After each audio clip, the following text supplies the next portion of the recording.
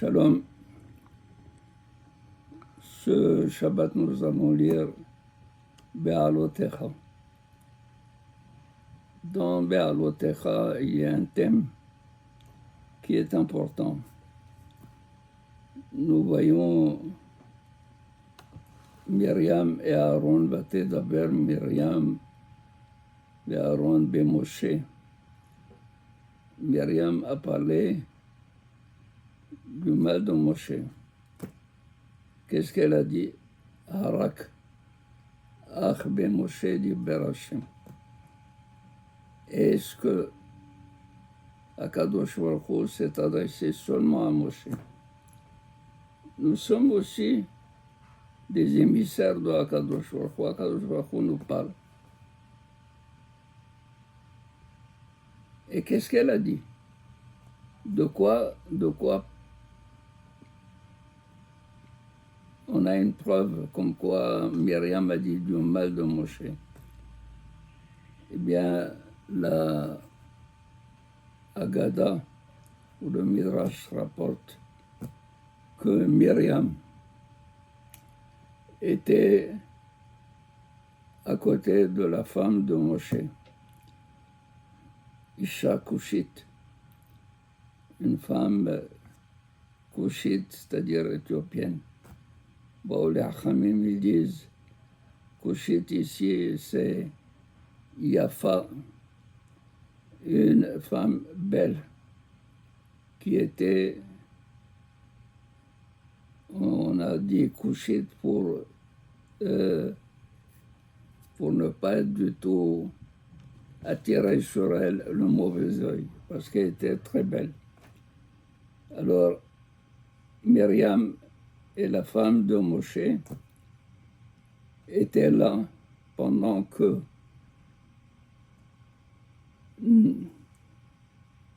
est arrivé un Nahar.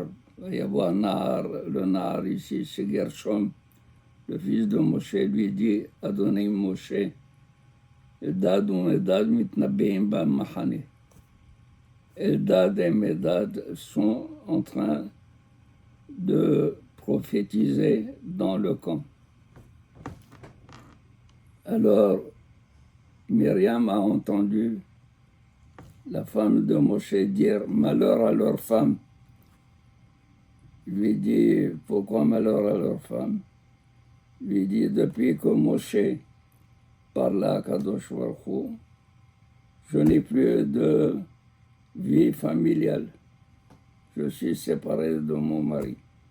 Maintenant qu'ils sont devenus des prophètes, Vadaï, ils vont se séparer de leur femme. Alors, j'ai peine et pitié de leur femme. Alors, Vatedaber Myriam et Aaron al odot Isha Kushit asher lakah. Tedaber Myriam et Aaron ben Moshe. Ils ont parlé de quoi? Du Inyan, de la séparation entre Moshe et la femme Kushite, c'est-à-dire la femme de Moshe. Et qu'est-ce qu'elle a dit? Harak Ach ben Moshe dit Berachem. Est-ce que seulement Moshe Rabbeinu a parlé? C'est lui seul qui a parlé à Kadosh Baruch Hu. Il nous a parlé à nous aussi. Et nous continuons à vivre une vie familiale normale. Alors Akadosh Baruch Hu a apparu. Et il leur a dit, c'est où? Shloshtechem, venez les trois. Il les a tirés dehors et il a parlé à Myriam et Aaron et il leur a dit, comme ça, si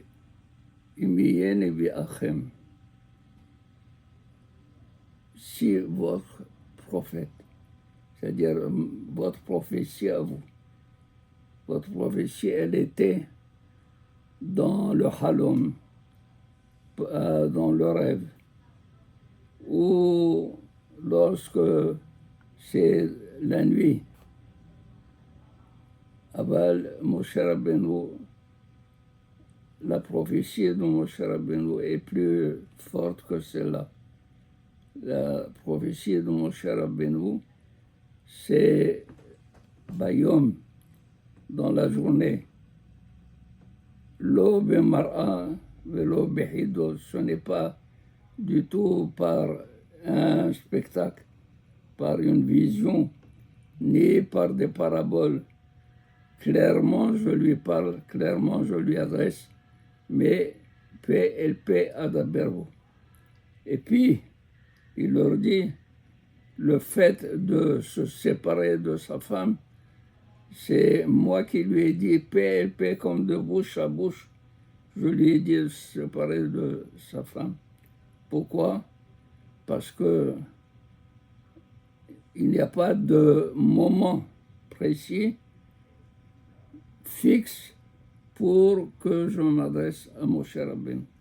Je m'adresse à lui à tout moment, donc il doit être à tout moment propre et prêt à recevoir la parole de Akadosh Baruch Hu. La preuve que dès que Akadosh Baruch Hu leur a dit Tzeu Shaloshtechem, en sortant, ils ont crié Maïm, Maïm, donnez-moi de l'eau pour pouvoir me purifier. Et en ce moment, il est dit, pendant que Moshe Rabbeinu a entendu cela, elle dit Haish Moshe Anav Meod. Haish Moshe, l'homme Moshe Anav Meod Mikol Adam Shepene Adama. Il n'a pas répondu, n'a rien dit, il a écouté et il s'est tu. Alors on dit, Myriam, c'est elle qui a sauvé Moshe Rabbeinu. C'est elle qui est la cause de la naissance de Moshe Rabbeinu. C'est elle qui a amené Amram à reprendre avec sa femme et à donner naissance à Moshe Rabbeinu.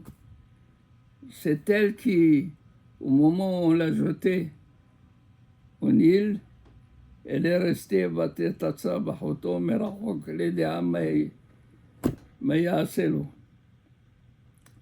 C'est elle qui suivait exactement ce qui va arriver avec cet enfant.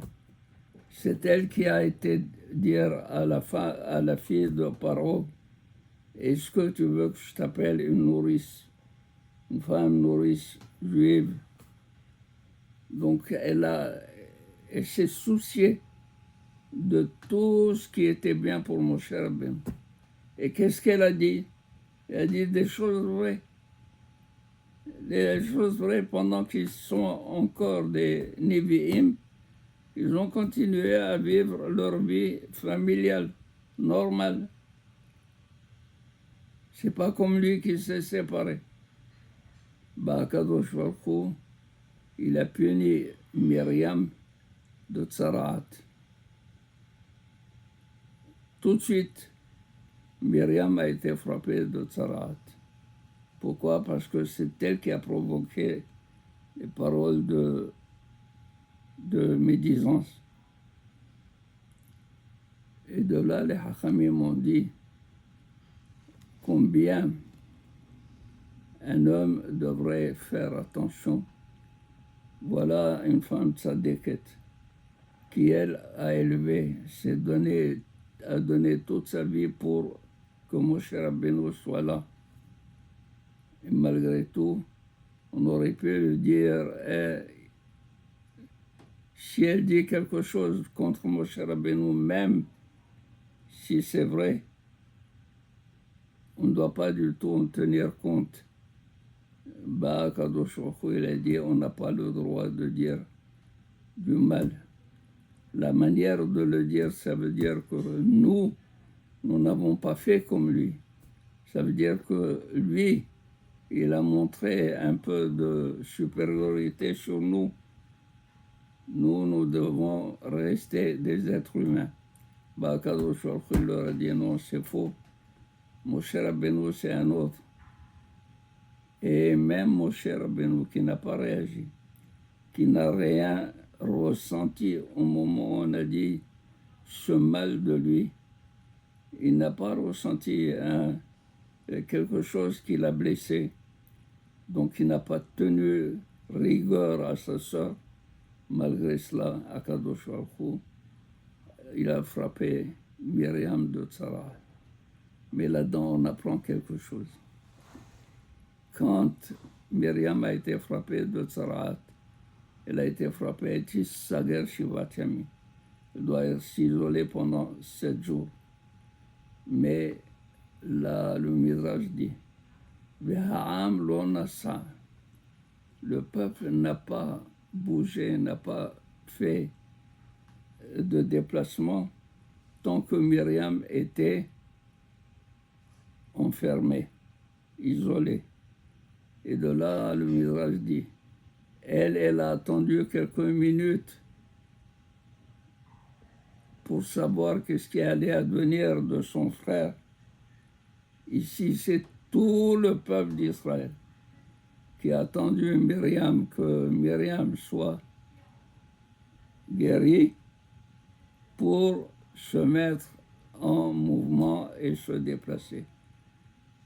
De là, on voit que Midat Aporanut n'est rien par rapport à Midat Tova, la Midat du Sachar, la Midat du bien, quoi. Kadosh Baruch Hu, il dit, elle est au moins 500 fois plus grande que Midat Aporanut. C'est pour cela qu'il faut faire très attention. Ne pas ouvrir la bouche, même si vous savez que c'est la vérité. Le fait de le dire et de le ressortir comme étant un mal, c'est déjà la médisance, c'est déjà un Lachon Hara. Le Lachon Hara, Akadosh Baruch Hu le frappe de lèpre.